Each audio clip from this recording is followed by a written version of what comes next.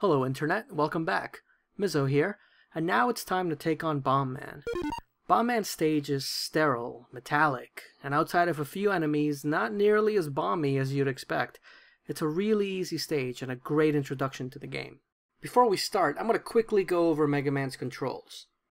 Now, Mega Man is a joy to play. The controls in this game are beautifully precise. Any mistakes made are on the player's end. Pressing the D-pad left or right makes Mega Man run in that direction. He only moves at one speed. There's no real sense of momentum.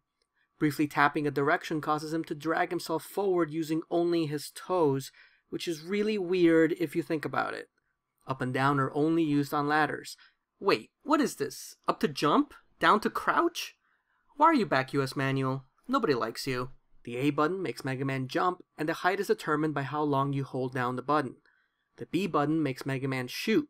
His default weapon is the Mega Buster. It can shoot consecutive shots quickly, but you're limited to 3 on-screen shots at a time. There are 6 item pickups that you'll find after defeating enemies, or just strewn throughout the levels. The ball items are just for bonus points. Their colors change depending on the level where they're found. The yellow items are small and large refills that restore your health by 2 and 10 points.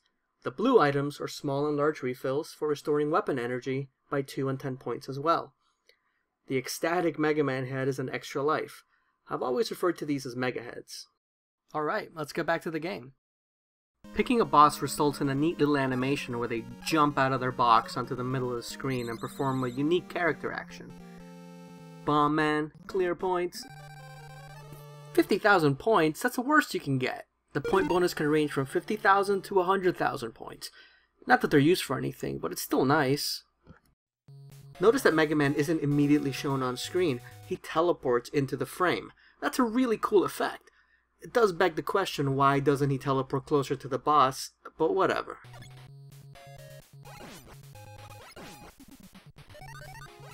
We're going to be taking a close look at all the enemies in the game, dividing them up between the different levels, but covering them all by the end.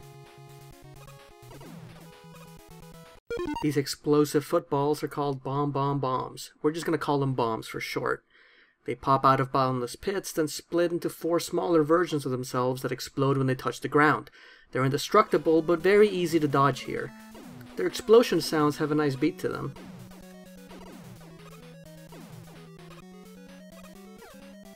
These guys are called screwdrivers, which is weird because they're clearly screws. They unscrew up from the ground to shoot a spray of 5 shots. They take 3 bullets to kill and can be destroyed before they get a shot off.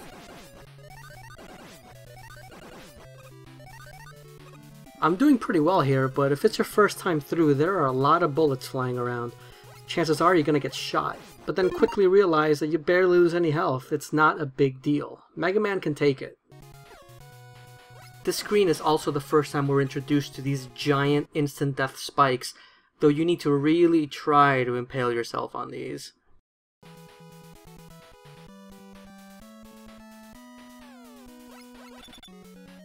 This is Sniper Joe. He'll block your attacks indefinitely if you continue shooting.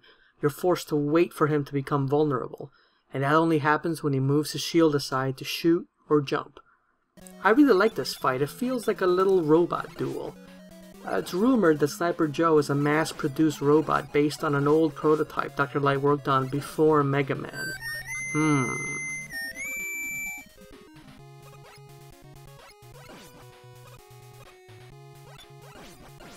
These guys are killer bombs in Japan, but killer bullets in the US. They travel in a lazy wave across the screen, generating a damaging explosion when shot. They'll respawn as soon as they move off screen or are destroyed, so it's often best to dodge them and move on.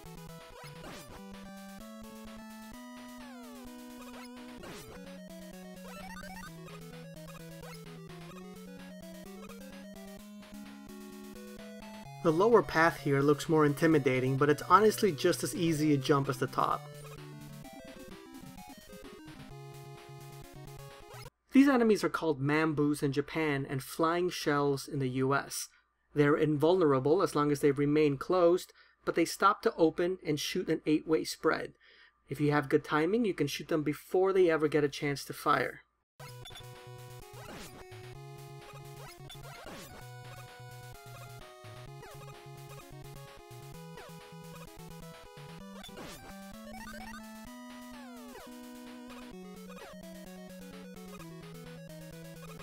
I'm not sure if jumping encourages Sniper Joe to jump with you, but at least I'm doing something while I wait.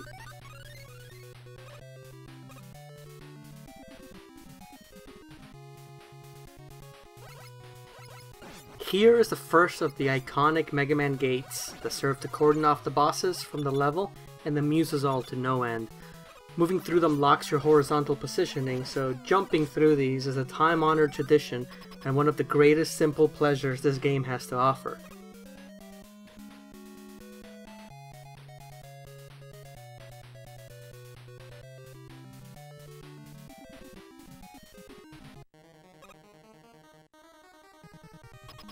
Finally, here's Bombman. We're going into detail on his AI to formulate a strategy, so let's bust out the strategy chalkboard. Now, Bomberman can only perform 3 actions, a bomb throw, and 2 different types of jumps, short and long. He has an AI quirk that we're going to exploit, his absolute disgust for Mega Man. He can't stand to be near him. So, from a distance, Bombman will almost always throw a bomb. It's a slow throw and the bomb is aimed at where Mega Man was when the throwing animation started, giving you plenty of time to get out of the way. The best thing to do is to run towards Bombman, avoiding the bomb and getting within his hate zone. If you're ever stuck, you can jump straight up to avoid the bomb blast, but make sure you don't get hit by the actual bomb in the air. As soon as you get near enough, unless he's currently stuck in a bomb throwing animation, Bombman will always jump away. If it's a long jump, the distance will trigger a bomb throw. Just move towards him to dodge the blast and trigger another jump. If it's a short jump, take a couple of steps forward to trigger another jump as soon as he lands. Getting a series of consecutive short jumps is the fastest way to win the fight. Now let's see the plan in action.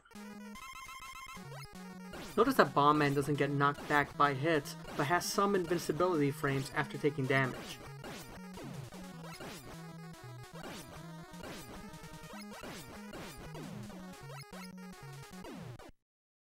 His weakness is Fireman's weapon, the Firestorm. The strategy remains the same, but since it hits him for 4 damage instead of 2, the fight is over in half the time.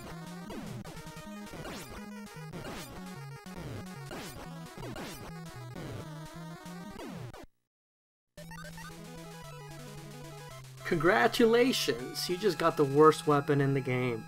The Hyper Bomb takes forever to explode, and can't be used to break down destructible blocks. It's a struggle to find a good use for this weapon outside of the Gutsman fight. Continued in episode 3, a breakdown of the Gutsman stage.